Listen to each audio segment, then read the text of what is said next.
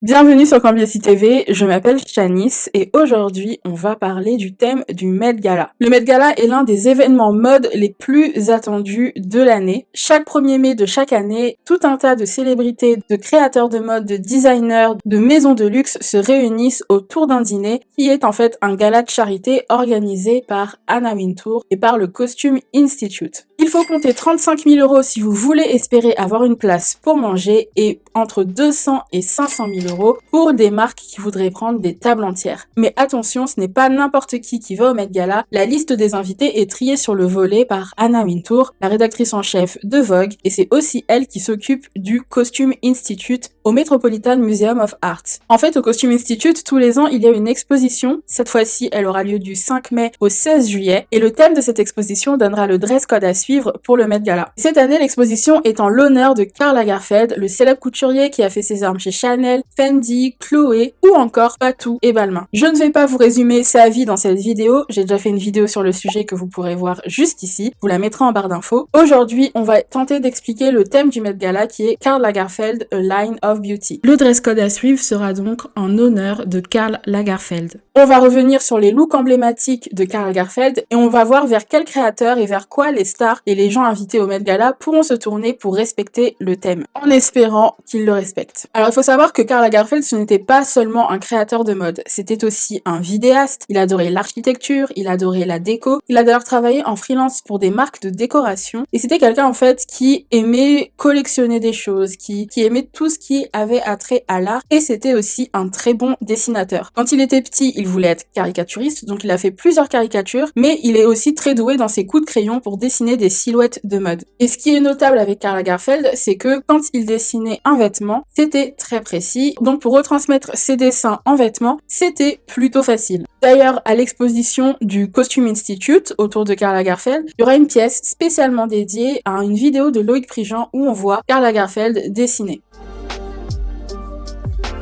Alors, qu'est-ce que ça veut dire a line of beauty? Donc, la ligne de beauté. En fait, c'est tiré d'une notion artistique tirée de William Hogarth, qui était un peintre et un écrivain du XVIIIe siècle. Selon cette théorie, la beauté est définie par plusieurs lignes dans l'art. Il y a d'abord la ligne droite qui correspond à la modernité, à la rigueur, à la simplicité. Quand on voit un tableau avec beaucoup de lignes droites ou des lignes parallèles, ça inspire tout ça dans notre regard inconsciemment, selon cette théorie. Et le deuxième type de ligne, ce sont les lignes serpentines, donc les lignes en S. Et ce type de ligne là inspire le mouvement, la sensualité, la vitalité. Et donc selon cette théorie, plus une ligne est en forme de S, plus on l'associe au mouvement et à la vitalité, et plus une ligne est droite, plus on l'associe à la rigueur, à la modernité et à la simplicité, pour résumer. Et cette théorie est utilisée par beaucoup de dessinateurs, et je pense qu'elle se vérifie quand on regarde des tableaux de Mondrian par exemple. C'est très carré, très rigoureux, et en même temps c'est ce qui inspire la modernité. Et donc c'est pour ça que l'exposition 2023 du Costume Institute s'est inspirée de ces deux types de lignes pour diviser le travail de Karl Lagerfeld. En fait, ils ont essayé de diviser son travail entre deux tendances. Les tendances modernistes et classiques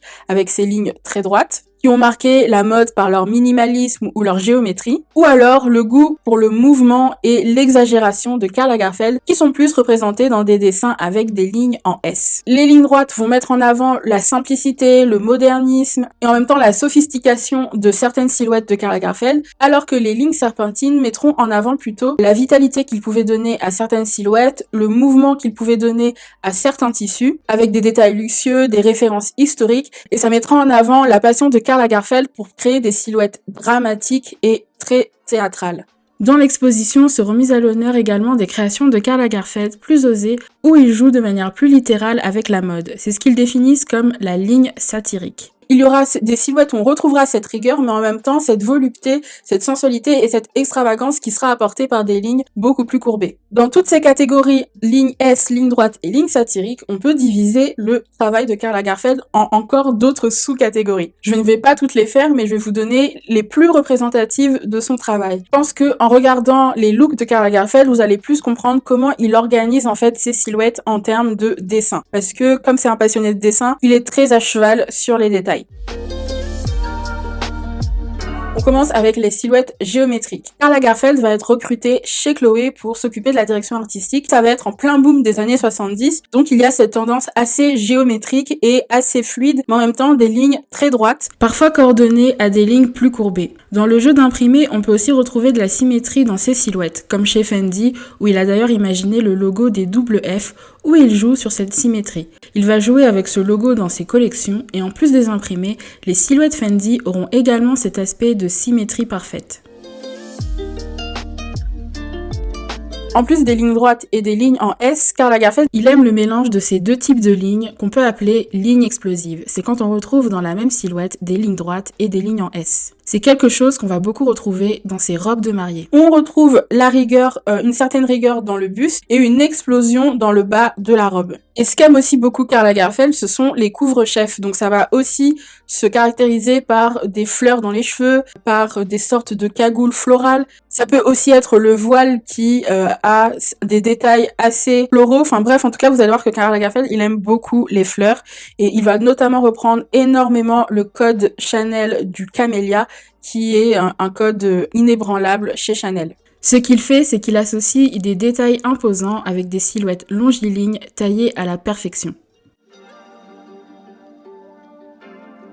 Ensuite, dans les lignes droites, on retrouve chez Karl Lagerfeld un aspect très minimaliste, notamment avec ce bikini très bikiniesque, très fin, qui ne recouvre rien. Mais c'est aussi un style qu'on retrouvait au tout début de sa carrière. Si vous avez regardé cette vidéo, vous savez qu'il a gagné le concours de la laine en 1954 avec un manteau très droit. Si vous regardez les coupes très simples, très minimalistes, une seule matière et des lignes qui rigidifient en fait la silhouette. Karl Lagerfeld, il détestait la nostalgie. Chez lui, on pouvait retrouver énormément de pièces historiques, mais pourtant, dans ses créations, il n'aimait pas reprendre des tendances pour en faire quelque chose de nostalgique. Il aimait la modernité et il disait que la tendance, en fait, c'est éphémère, donc pourquoi se concentrer sur une tendance qui a eu lieu il y a des années? Et ça se retrouvait beaucoup dans ses créations. Il essayait toujours d'innover. Par exemple, il pouvait faire du détournement de tissu, comme par exemple là, avec cette robe en doudoune. Il utilisait aussi beaucoup de tissus transparents. Il essayait en fait d'apporter un nouveau souffle et c'est ce qu'il a fait avec Chanel. Il a essayé de coller en fait à l'ère du temps parce que Chanel c'était une maison qui commençait à vieillir au moment où il intègre la direction artistique. Chanel n'était porté que par des femmes d'un certain âge qui étaient nostalgiques d'une certaine époque de Coco Chanel qui était morte depuis 12 ans quand Karl Lagerfeld est arrivé chez Chanel. Et donc ce qu'il a fait c'est qu'il a allégé les vestes en tweed parce que c'était quelque chose qui pouvait être assez lourd. Il les a allégés, il a raccourci les jupes, il a raccourci les vestes, il a fait en sorte qu'on ait l'impression qu'on porte seulement un cardigan. Il s'est beaucoup inspiré des tendances de la rue, comme le hip-hop, comme le mouvement punk, comme le mouvement des bikers aussi. On voit qu'il aime énormément la modernité. Je pense qu'il faudra en tenir compte si les invités veulent respecter le thème du Met Gala. Dans le travail de Karl Lagerfeld, on retrouvait aussi beaucoup d'idées futuristes avec des tissus argentés. Il y a par exemple ce défilé printemps-été 2017 Chanel où on voit des mannequins arriver avec des gros casques, ou cette fille qui a l'air d'être entourée par une couverture de survie mais complètement oversize avec cet effet matelassé, ou des robes tout simplement argentées. Karl Lagerfeld a un très bon sens du timing puisque, à l'époque où on commençait à connaître Thomas Pesquet à l'échelle internationale, c'est à ce moment-là qu'il révèle, lors de son défilé automne-hiver Chanel 2017, une fusée en plein milieu du Grand Palais. On retrouve son goût pour le futurisme dans d'autres collections, comme dans sa collaboration avec Cara Delevingne, ou encore lorsqu'il a lancé une collection autour du thème du robot pour sa marque éponyme. Je vous l'ai dit, Karl Lagerfeld, il aimait énormément la déco, il aimait énormément les pièces et les objets historiques, les objets qui racontaient une histoire, même si je vous ai dit qu'il n'était pas dans la nostalgie, c'était un personnage en fait très paradoxal. Donc ça veut dire que chez lui, ça pouvait ressembler à ça. C'est un univers très inspiré du baroque et ça va aussi se retrouver dans ses collections avec ce qu'on appelle le rococo. Le rococo, ou style rocaille en français, est un mouvement artistique européen du XVIIIe siècle touchant l'architecture, les arts décoratifs, la peinture et la sculpture. Il se développe de 1715 à 1780 en France, puis ensuite dans le Saint-Empire romain germanique, puis en Europe du Sud à la suite du mouvement baroque. Et donc c'est un style qui est très dans l'opulence si vous regardez les décorations rococo, beaucoup de dorés, beaucoup de sculptures, beaucoup de détails aussi, et on va le retrouver dans les collections de Karl Lagerfeld avec des techniques de broderie, du perlage, beaucoup de bijoux, que ce soit de l'argenté, que ce soit du doré. Au-delà du style rococo, Karl Lagerfeld va aussi faire beaucoup de références historiques dans ses défilés, que ce soit au XVe siècle ou au XVIIe siècle. Il a d'ailleurs fait un défilé Chanel où il rend hommage à l'Autriche du XVIIe siècle, avec beaucoup de suédine, beaucoup de broderie, des collants en cachemire, qui donnaient un aspect assez dramatique à ses collections. Ça va aussi se retrouver dans les coiffures, donc pourquoi pas. Mais il va aussi l'utiliser de manière beaucoup plus moderne, avec seulement un détail rococo sur une tenue assez simple. Petite interruption dans la vidéo, juste pour vous dire que sur mon compte Instagram, je vais commenter les tenues du Met Gala en live.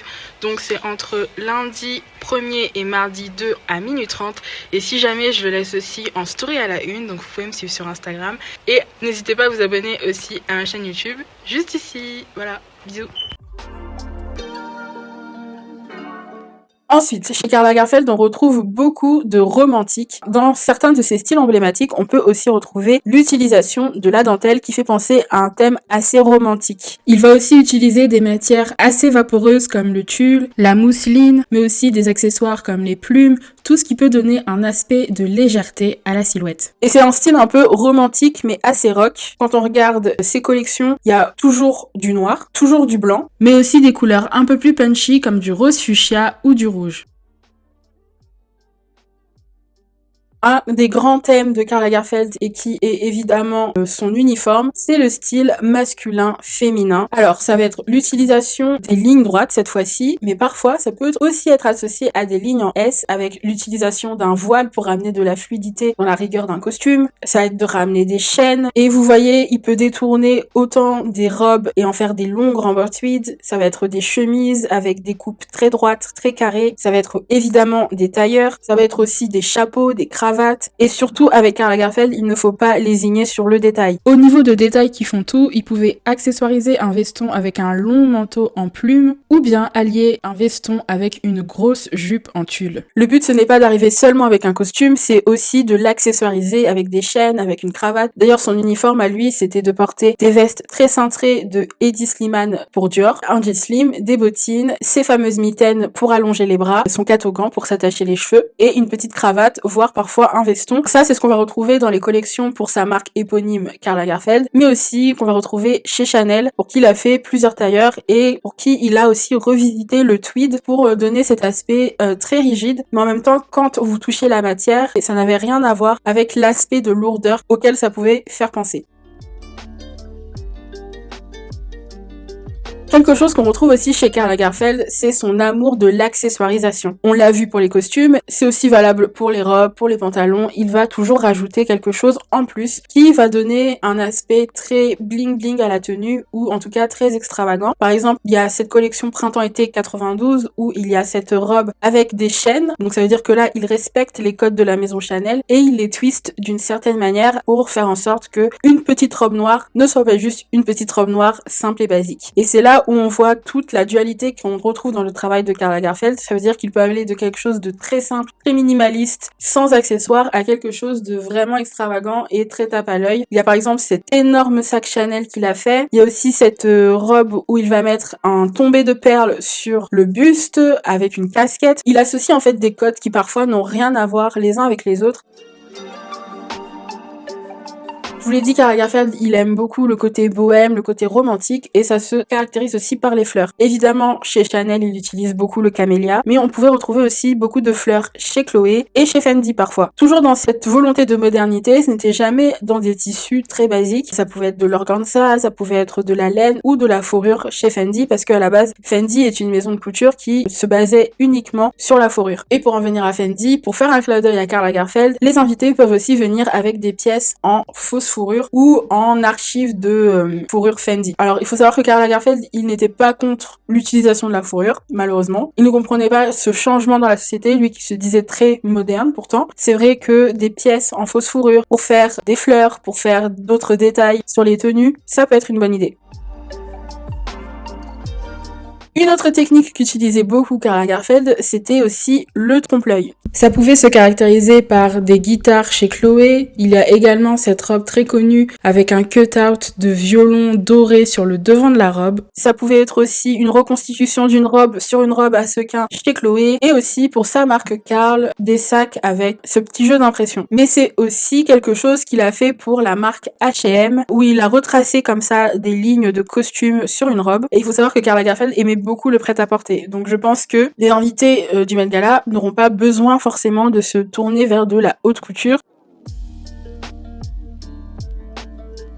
Maintenant, imaginons que je suis une styliste. Je ne suis pas styliste, hein, mais imaginons que je suis une styliste et que je veux conseiller une célébrité ou une personne invitée au Met Gala. Qu'est-ce que je lui conseillerais de porter? Alors déjà, elle peut porter des pièces d'archives des collections de Karl Lagerfeld. Alors il y en a énormément, je pense que le thème est assez facile pour le coup, parce qu'il suffit de se tourner dans des archives de Fendi, dans des archives Chanel, dans des archives Chloé, parfois même des archives Patou, s'ils en retrouvent, ou des archives Balmain. Il a fait beaucoup moins de temps chez Balmain et en plus il était assistant et pas vraiment directeur artistique, donc ça peut être un peu casse-gueule de ce côté-là. Pour moi, les pièces les plus intéressantes, ce sont les robes de mariée Chanel. Karl en a fait énormément. J'imagine d'ailleurs une petite transformation où on voit une invitée arriver avec un tailleur Chanel qui se transforme ensuite en robe de mariée, pourquoi pas. Ensuite, si la personne veut se concentrer sur le côté masculin-féminin, sur l'uniforme de Karl Lagerfeld, en 2023, il y a eu énormément de défilés qui étaient dans cette mouvance-là masculin-féminin. Il y a notamment eu le défilé Valentino automne-hiver 2023, où on pouvait retrouver beaucoup de robes, beaucoup de choses dans des lignes droites, mais en même temps, ce côté assez extravagant avec par exemple ce manteau un petit peu fluffy. Il y a également le créateur qu'adorait Karl Lagerfeld, Hedi Slimane, qui a fait des pièces Dior, donc des vestes que Karl aimait beaucoup, donc des vestes très cintrées, mais il a fait aussi également un travail assez similaire chez Céline. Et ce qui est bien avec l'inspiration masculine-féminine, c'est que on peut soit être totalement dans la ligne droite, soit être dans la ligne explosive. Un bustier très droit, très veste de costume avec une jupe. Pour ceux qui veulent se tourner vers des inspirations rococo, il y a des archives bien évidemment de Karl Lagerfeld. On peut jouer sur les volumes, on peut jouer sur les coiffures, sur les bijoux. Ensuite, pour le côté futuriste, pour moi il y a une marque qui vraiment, je pense qu'elle pourrait être dans le thème. Dites-moi ce que vous en pensez, je vais vous exposer pourquoi. C'est la marque Unreal Age, voilà, Unreal Age pour les Français. Alors Unreal Age, c'est une marque créée par Kunihiko Morinaga. C'est un japonais qui utilise beaucoup déjà la modernité dans ses collections, mais aussi la technologie. Je sais pas si vous avez vu cette image tournée à la Fashion Week où on voit des filles se faire un imprimé sur mesure avec des lampes UV. C'est assez impressionnant. Les vestes en fourrure, ça m'a fait penser à du Fendi sous Karl Lagerfeld, et on peut totalement reprendre un imprimé, je sais pas, géométrique, pour le faire apparaître avec des lampes UV. Vu que Karl, il aimait beaucoup les tendances, le style futuriste, je trouve que ça colle hyper bien. Et en plus, au Met Gala, il y a ce concours un peu à l'happening. Donc ça veut dire que c'est des stars qui vont faire tout un cérémonial sur leur tenue au Met Gala. Il y avait Lil Nas X, il y avait Blake Lively, il y avait Lady Gaga. Donc je trouve que ça peut être quelque chose d'intéressant et qui respecterait le thème. La marque Unreal Age, je la trouve plutôt pas mal. Petit twist aussi, comme Karl Lagerfeld, il n'aimait pas être élitiste. Ça ne se voit pas comme ça, mais en tout cas dans la mode, il n'était pas à fond pour la haute couture, à fond pour le luxe. C'est le premier créateur par exemple à avoir fait une collaboration avec H&M pour faire une collection de prêt-à-porter plutôt abordable pour tous. Donc pourquoi pas porter une marque comme H&M. Mais tout ça en accessoirisant peut-être avec des bijoux Chanel ou des pièces d'archives de la collection entre Karl et H&M. Il avait fait une collection qui collait parfaitement à son style, à son uniforme, des lignes droites, des coupes très cintrées, très Karl Lagerfeld. Une autre marque aussi là qui me vient en tête, c'est la marque Balmain. Sous Olivier Rousteing, il y a beaucoup de vestes très cintrées. Olivier Rousteing peut faire un travail exceptionnel pour essayer de coller au style de Karl Lagerfeld tout en maintenant son esthétique. Et surtout que Karl Lagerfeld, son premier job dans la mode, c'était en tant qu'assistant de Pierre Balmain. On peut associer aussi les codes des différentes maisons dans lesquelles Karl a travaillé, par exemple le camélia, les chaînes et le tweed avec un peu de fausse fourrure, ou encore du trompe-l'œil comme chez Chloé et des formes géométriques, avec la rigueur des vestes qu'il pouvait faire pour sa marque éponyme. Ce thème est très vaste, donc vraiment si les stars ou les invités ne veulent pas ou ne sont pas dans le thème, c'est que vraiment ils se foutent de nous. C'était tout pour cette vidéo, j'espère qu'elle vous a plu. Dites-moi dans les commentaires, vous, si vous avez des idées de tenues complètement en rapport avec le thème. Et nous, on se retrouve plus tard pour toujours plus de mode et de pop culture. Bisous, prenez soin de vous. Et si vous n'avez pas vu la vidéo sur Karl Lagerfeld, je vous laisse aller la voir tout de suite pour être au courant de sa vie, de ses amours, ses emmerdes. Et bon voilà. Bisous!